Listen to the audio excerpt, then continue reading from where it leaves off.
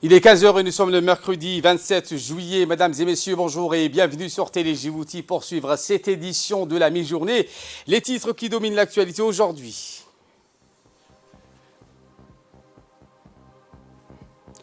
Le ministre de l'économie et des finances, chargé de l'industrie, M. Ilyas Moussa Dawale, a rencontré les cadres d'une institution marocaine dans laquelle il a signé un protocole d'entente. Et dans l'actualité internationale, le prince héritier saoudien Mohammed Ben Salman entame une tournée européenne avec la visite en Grèce. Voilà pour les titres. Merci si vous nous rejoignez sur Télé Djibouti. Dans le cadre de sa visite officielle au Maroc, à Rabat, le ministre de l'économie et des finances chargé de l'industrie, M. Ilyas Moussa Dawale, qui conduit une importante délégation comprenant notamment la secrétaire d'État chargée de l'investissement et du développement du secteur privé, Mme Safia Mohamed Ali Gadile, le responsable du secrétariat exécutif du portefeuille de l'État, le directeur général du fonds de garantie partielle et plusieurs autres responsables, a rencontré donc une délégation de Tamwilcom, dont l'émission vise donc à faciliter l'accès au financement des entretiens, à stimuler l'investissement et favoriser l'entrepreneuriat à grande échelle.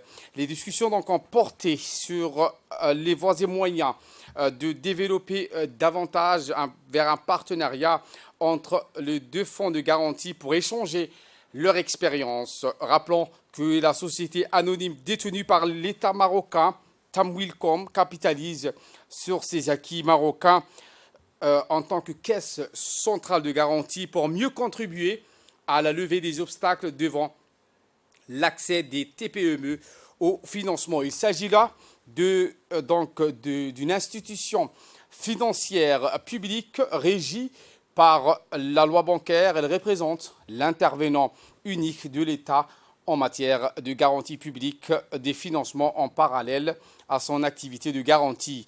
Tamwilcom intervient également avec ses partenaires du secteur financier pour répondre aux besoins des entreprises marocaines grâce à une panoplie de mécanismes de financement adaptés à chaque étape de leur cycle de vie. Ceci donc engendre en effet des leviers à même d'accompagner l'essor de l'économie nationale. La délégation du ministre de l'économie a rencontré également le PDG de CGEM au cours de sa deuxième tournée de la visite officielle sur invitation du ministre de l'économie, de la ministre de l'économie et des finances du royaume chérifien.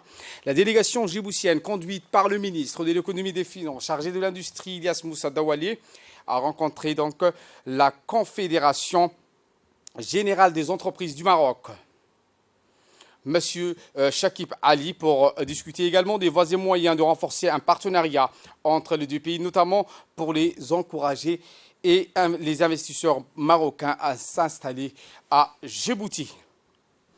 Par la voix de Mme Safia Mohamed Ali Gadile, il a eu une présentation des opportunités économiques au patronat marocain, comme entre autres la parité fixe de notre monnaie depuis 1948 avec le dollar US, le tourisme haut de gamme et l'agro-business.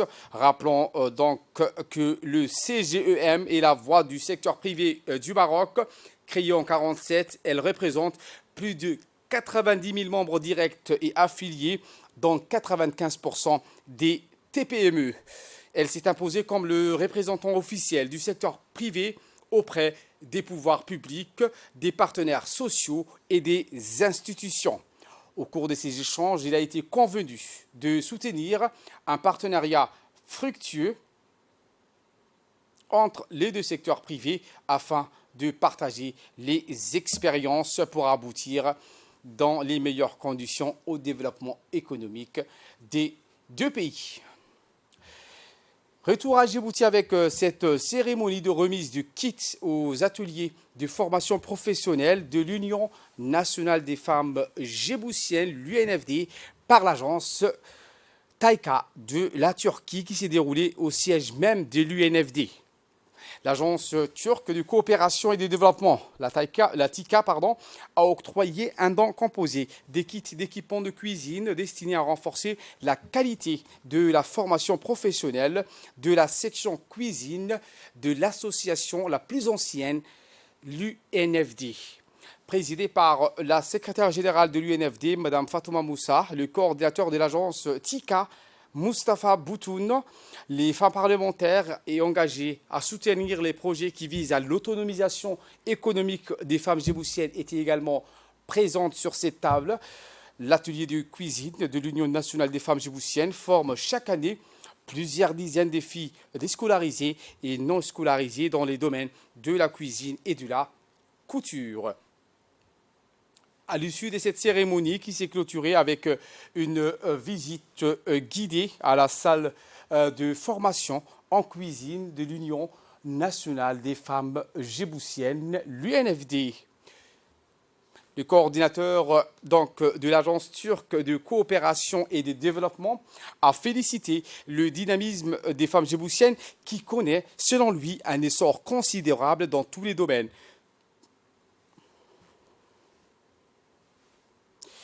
Eh bien, la percée de la femme djiboutienne dans les sphères politiques et sociales représente, nous savons donc que l'UNFD prend une part très importante à l'autonomisation et à l'insertion des femmes à la vie sociale. La secrétaire générale de l'UNFD, Mme Fatouma Moussa, a réitéré ses remerciements à l'endroit de l'agence turque de coopération et de développement qui représente, selon elle, à travers ce don, un soutien à la population djiboutienne et démontre ainsi l'amitié et la fraternité sans commune mesure des deux pays, à savoir la République de Djibouti et la Turquie. Ces kits d'équipement de cuisine est composé des gazinières, des réfrigérateurs ainsi des outils de cuisine. L'importance, selon elle, a indiqué des formations en cuisine pour les jeunes filles et les perspectives professionnelles qui s'ouvrent avec ce kit que nous remet l'agence de développement de la Turquie, la TICA. Le directeur général de l'Académie des sciences et technologies industrielles, Maïsara Mohamed Saïf, a reçu ce matin au siège de l'Académie le directeur général de Golden Africa Djibouti, M. Adnan Saïd Antouche. Au début de cette visite, Adnan, donc, qui a été à la tête d'une importante délégation de l'entreprise, a visité les installations de l'Académie, en particulier les divers laboratoires où il a reçu des éclaircissements supplémentaires de la part du directeur général de l'Académie des sciences et technologies industrielles. Dans ce cadre de la vision de l'Académie, créer des partenariats et renforcer ainsi les relations complémentaires avec les différents organismes et entreprises, le directeur général de l'Académie, M. Maïsara, et le directeur général de Golden Africa Djibouti, Adnan Saïd, vise donc à créer une opportunité conjointe d'emploi de qualité pour les jeunes djiboutiens, en particulier les diplômés de l'Académie, et ainsi faire progresser le développement durable de la République du Djibouti.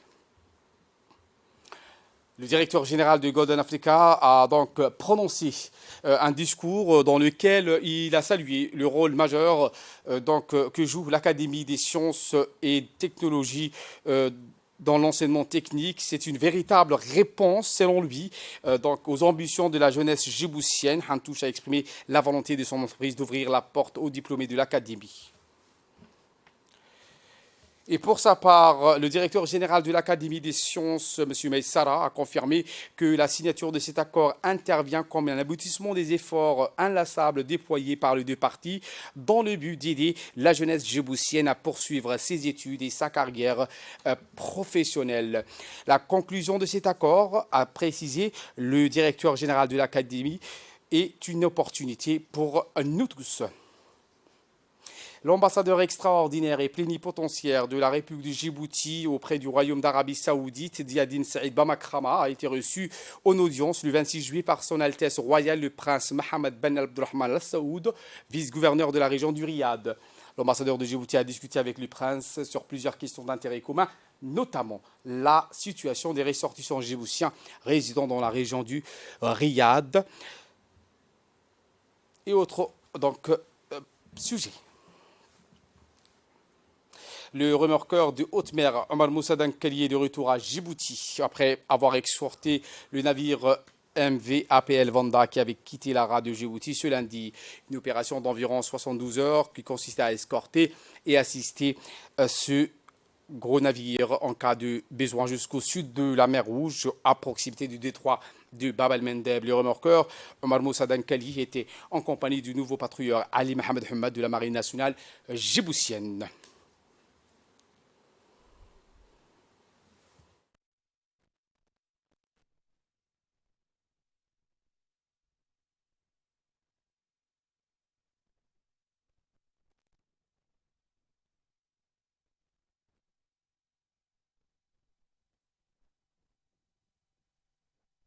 Notre objectif, c'était d'escorter le navire APL Vanda, qui est sous l'agence maritime CMA-CGM.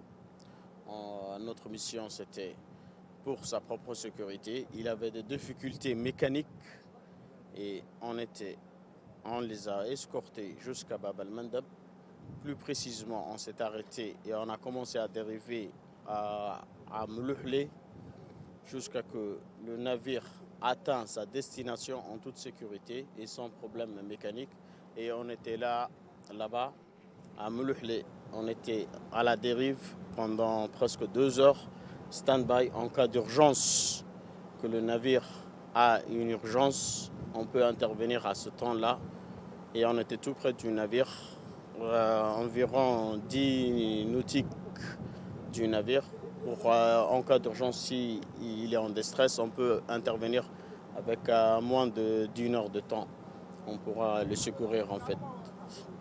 Et après, une fois qu'on a dérivé à Mlouhlé et qu'on a vu que le navire a repris son chemin vers sa destination qui est Jeddah, on a repris notre cap vers les îles, les 7 frères. Et on a mouillé là-bas, attendre jusqu'à ce que le navire atteigne sa destination au mouillage, à sa destination finale. On est sorti avant-hier lundi vers 13h pile et on est atteint à Mlouhlé vers minuit, vers environ minuit à 2h. On était à la dérive à Mlouhlé. La sous-préfecture du 2e arrondissement, conjointement avec la commune de Boulaos, a entamé hier dans la matinée des opérations de destruction des occupations illégales installées aux abords de la voie publique du quartier 7 bis. L'objet de cette opération avait donc pour mission de montrer que l'occupation sans titre du domaine public est un délit qu'il est strictement donc interdit d'y occuper, sous quelle forme qu'elle soit, de manière illégale.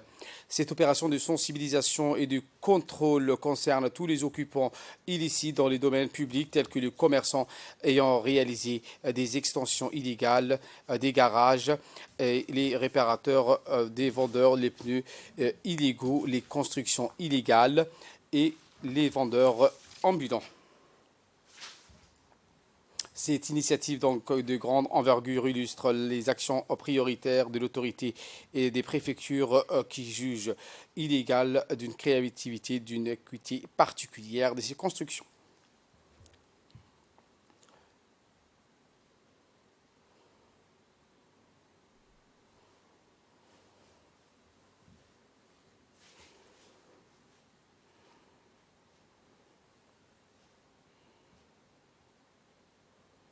Eh bien, concernant la situation de la météo, le ciel reste brumeux pour la majeure partie de notre pays et surtout dans la capitale où le ciel est couvert et le risque de pluie n'est pas écarté. Des précipitations légères ont arrosé la capitale depuis tôt ce matin. Quelques flaques d'eau sont visibles dans les axes routiers, dans les quartiers, mais sans conséquence la mobilité. Donc, les services en charge de l'assainissement et de la ville restent mobilisés face au risque de pluie avec un temps nuageux ce matin.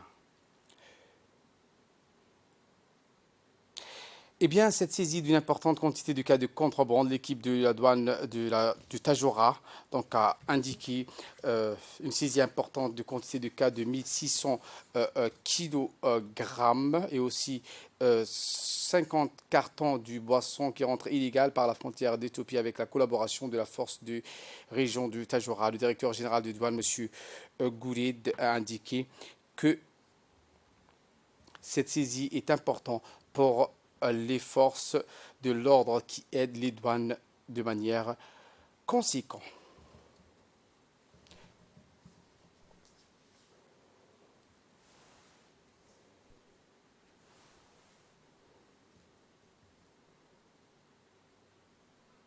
En nouvelle du monde, cette fois, le prince héritier saoudien Mohammed Ben Salman a entamé sa première visite dans l'Union européenne en se rendant en Grèce pour une visite officielle de 2 jours avant une seconde étape en France. Ben Salman, MBS, doit évoquer avec les dirigeants de la Grèce et de la France les relations bilatérales et les moyens de les renforcer dans différents domaines, a écrit l'agence officielle SPA en citant un communiqué de la Cour royale accompagné de 3 ministres d'une importante délégation d'entrepreneurs. Voilà pour l'essentiel de ce 15h. Merci à vous de nous avoir suivis et très bon suivi des programmes sur Télé Djibouti.